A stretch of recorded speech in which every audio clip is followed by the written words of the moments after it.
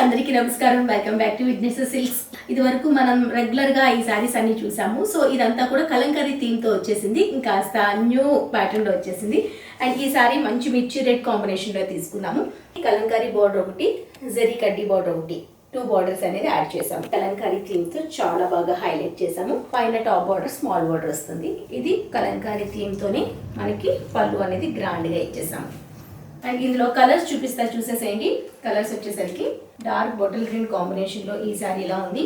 మంచి పర్పుల్ కి yellow combination లో బార్డర్ వచ్చింది.